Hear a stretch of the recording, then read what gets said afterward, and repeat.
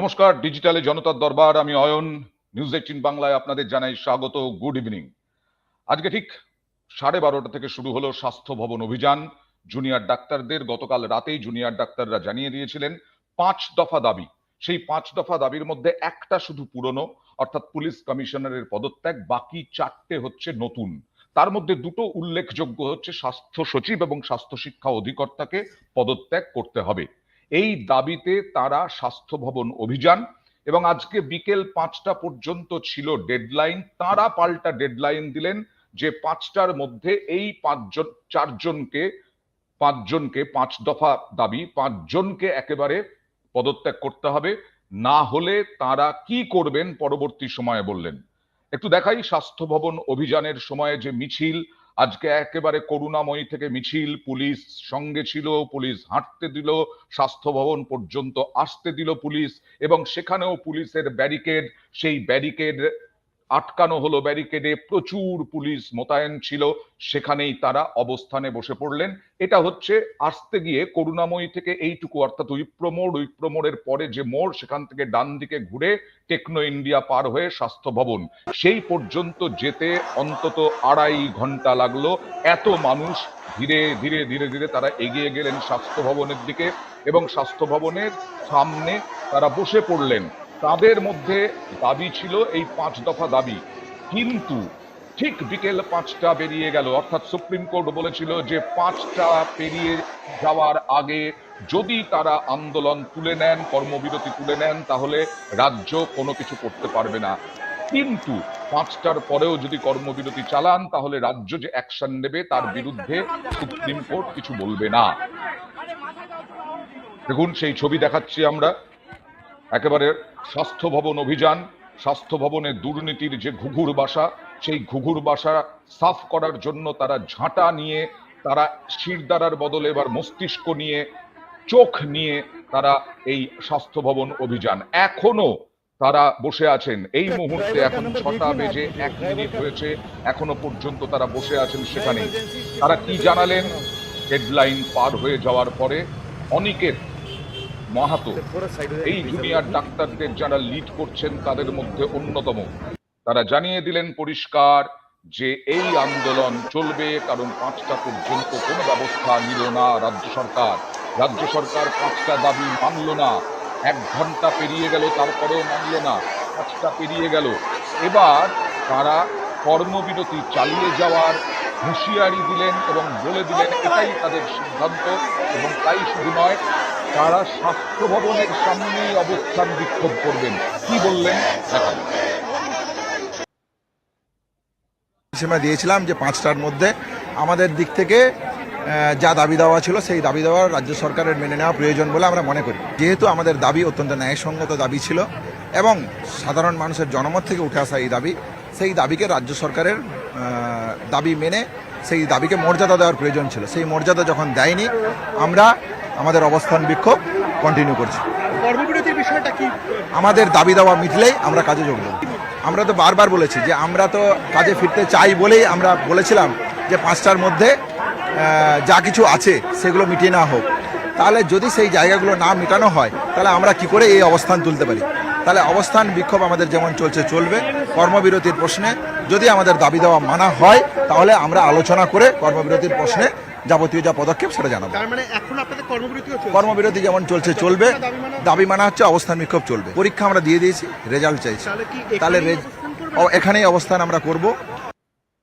এখানেই অবস্থান করবেন কিছুক্ষণ আগেই জানিয়েছেন অনিকেত মাহাতো। আমার সঙ্গে এই মুহূর্তে আজকে যারা উপস্থিত আছেন তাদের সঙ্গে পরিচয় করিয়ে দিই। তৃণমূল সমর্থক অনিন্দ্য সিনহা রায়, বিজেপি মুখপাত্র প্রীতম দত্ত, এবং চিকিৎসক, অন্যদিকে মনোরোগ বিশেষজ্ঞ সব্যসাচী মিত্র। আমি সব্যসাচীদার কাছে যাব প্রথমে, ডক্টর মিত্রর কাছে যেতে চাই।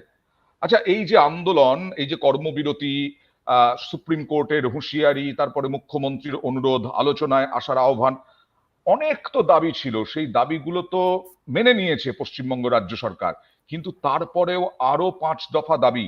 এটা কোথাও জটিলতা নিয়ে এলো না যে এই 5 দফা দাবি নতুন করে এবং আন্দোলন চালিয়ে যাওয়া এবং কর্মবিরতি চালিয়ে যাওয়া, শুধু তো আরজি করে নয়, অন্যান্য মেডিকেল কলেজেও? দেখো, এখানে কিন্তু পুরো ব্যাপারটা জানতে হবে। একটা মেয়ে, তাকে ওরকম ভাবে খুন করা হলো, হয়তো ধর্ষণও করা হলো, এবং তারপর থেকে যা যা ঘটে গেল সেটা শুধু ঘটেইনি, ঘটনাটাকে আড়াল করার জন্য উঠে পড়ে অ্যাডমিনিস্ট্রেশন লেগে পড়লো, এবং অ্যাডমিনিস্ট্রেশনের ওপরে মাথায় ছত্রছায়ার মতো দাঁড়িয়ে পড়লো আমাদের গভর্নমেন্ট। সুতরাং সেই রকম একটা জায়গায় এসে সুপ্রিম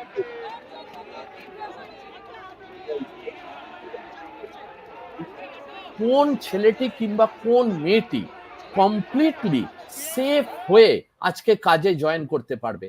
আজকে যদি ভগবান না করুক আর একটা অভয়াকাণ্ড হয়, ওরা যদি কাজে জয়েন করে, তার সিকিউরিটি, তার রেসপন্সিবিলিটি, তার দায়িত্ব কার ঘাড়ে বর্তাবে?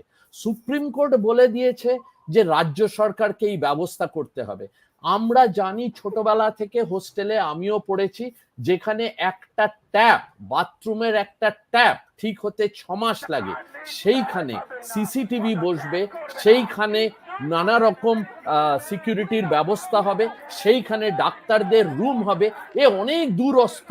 তার মধ্যেখানে যদি কিছু অঘটন আবার ঘটে যায়, তার না, কিন্তু এটা তো জরুরি রেসপন্সিবিলিটি পরিষেবা, কে নেবে? এটা তো জরুরি পরিষেবা। অনেক দিন হলো তো কর্মবিরতি, কিন্তু এখন তো মানুষ, গরিব মানুষ যারা আসেন, বিশেষ করে গরিব মানুষই তো আসেন সরকারি হাসপাতালে, সেই সরকারি হাসপাতালে পরিষেবা তো তারা পাচ্ছেন না। দেখো, পরিষেবা পাচ্ছেন না বলাটা কিন্তু একদম অন্যায়, এটা একদম একখানা উল্টো ভাবে রটনা করা হচ্ছে।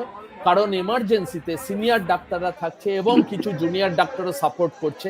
ওয়ার্ডে পেশেন্টরা ভর্তি আছে, যাদের সিনিয়র ডাক্তাররা পুরোপুরি ভাবে হেল্প করছে। আজকে পশ্চিমবঙ্গে ratio of senior doctors to junior doctors is huge. এখানে মাত্র কয়েক হাজার জুনিয়র ডাক্তার আছে। সেই জুনিয়র ডাক্তাররা যদি তাদের সিকিউরিটির জন্য আন্দোলনে বসে, তো কি এমন হেলথ সিস্টেম এই স্টেটের যে পুরো হেলথ সিস্টেমটাকে ভেঙে পড়ছে? অনেক অনেক গুণ বেশি সিনিয়র ডাক্তার আছে, অ্যাডমিনিস্ট্রেটিভ অফিসার্স আছে, যারা নিজেরাও ডাক্তার। তাদেরও এই সময় তাহলে ডাক্তারিতে নেবে আসতে হবে, শুধু পেন ঘষলে হবে না।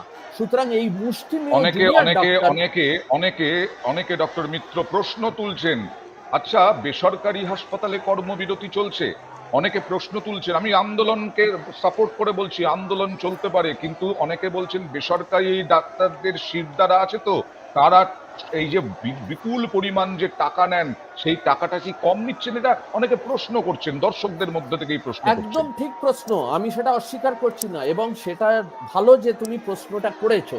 দেখো, আজকে জুনিয়র ডক্টরস এবং ডক্টরস ফেডারেশন, সব জুনিয়র ডক্টরসদের মিলে যে ইউনাইটেড ফ্রন্ট আছে, তারা যেদিন ডিসিশন নেবে সেই দিন বেসরকারি হসপিটালে দরকার হলেও আমাদের মতো লোকেরা যারা বেসরকারিতে কাজ করি আমরা বন্ধ করে দেবো, কোনো অসুবিধা নেই।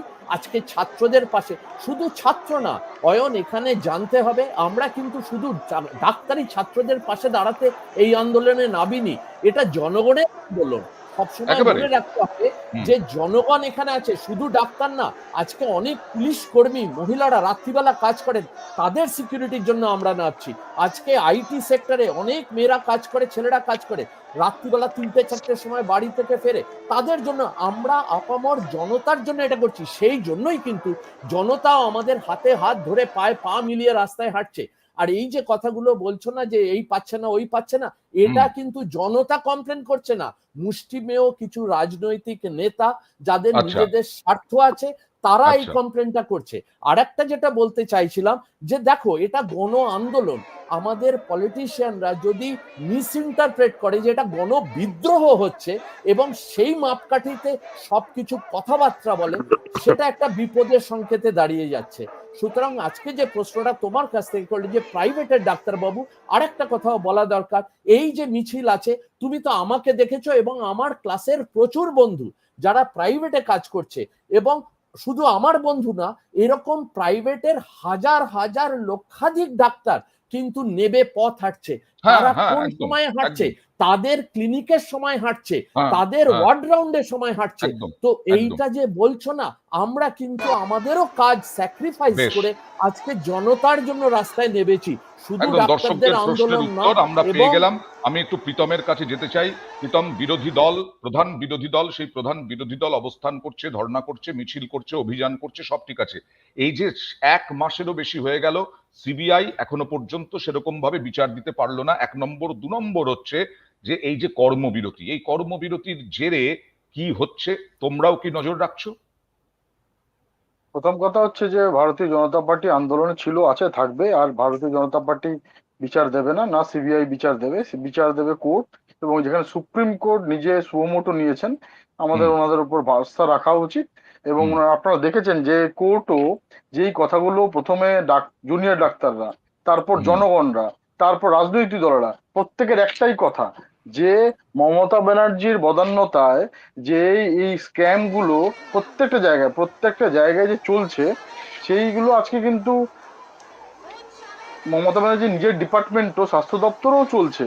এবং আমরা দেখেছি যে ওই স্ক্যামের বলি আজকে আমার এই ছোট বোনটি হয়েছে। এবং হুম তারপর সেটা মমতা ব্যানার্জির পুলিশ কি করেছে, মমতা ব্যানার্জি পুলিশ প্রমাণ লোপাট করেছে। মমতা ব্যানার্জির পুলিশ গিয়ে মমতা ব্যানার্জির বলার পর বা মমতা ব্যানার্জি বলার আগে হয়তো গিয়ে টাকার অফার করেছে। এবং মমতা ব্যানার্জির গতকালের যে স্টেটমেন্ট আমরা দেখেছি কত দুর্ভাগ্যজনক। একমাত্র মহিলা মুখ্যমন্ত্রী পুরো ভারতবর্ষে, কিন্তু কতটা অসংবেদনশীল তিনি, যিনি যার পেরেন্টস, যার যে কয়েকদিন আগে তার মেয়েকে হারিয়েছে, তাকে মিথ্যা প্রমাণিত করছেন বলে আমি বলছে যে আমি টাকার অফার দিইনি, টাকার কথা বলিনি।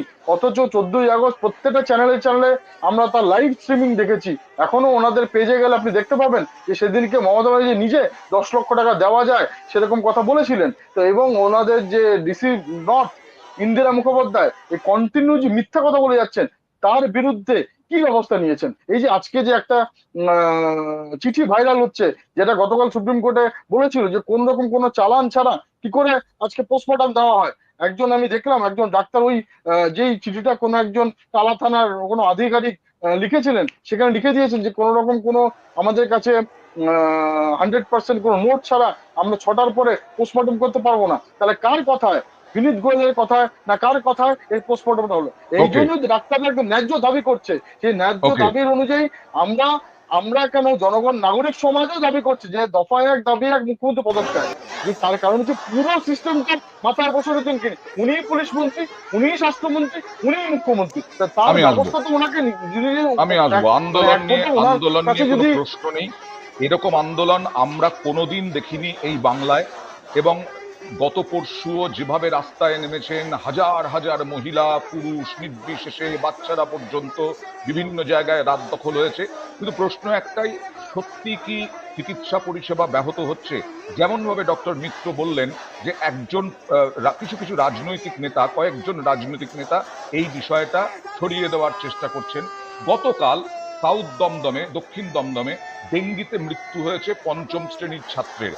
এবং তাদের পরিবারের অভিযোগ সরকারি হাসপাতালে কর্মবিরতির জন্যই বাচ্চাটাকে হারাতে হলো। তারা বলছেন, অর্থাৎ ওই বাচ্চাটার 5ম শ্রেণীর ছাত্রের মা এবং মাসি, এই দুজনেই কর্মবিরতির দিকে আঙুল তুলছেন। দেখুন।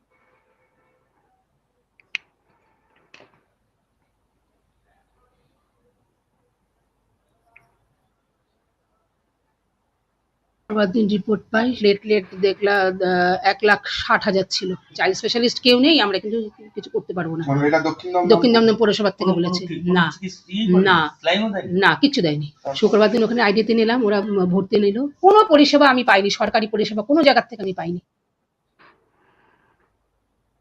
তত্ত্বাবধানে থাকবে, কিন্তু সেখানে যে এরকম বিনা চিকিৎসা সারা রাত ফেলে রাখবে, ছেলেটার প্রাণটা চলে যাবে একটা রাতের মধ্যে। ছেলেটার এই আন্দোলনের জের আমাদের সাধারণ মানুষকে তো এইভাবে ভুগতে হচ্ছে। এভাবে মুমূর্ষু রোগীরা যদি চিকিৎসা না পায়, আন্দোলন করুক, আন্দোলনের পক্ষে আমরা সবাই, কিন্তু এরকম মুমূর্ষু রোগীরা যদি চিকিৎসা না পায়, দিদির আমার একমাত্র অবলম্বন ছেলেটা ছিল।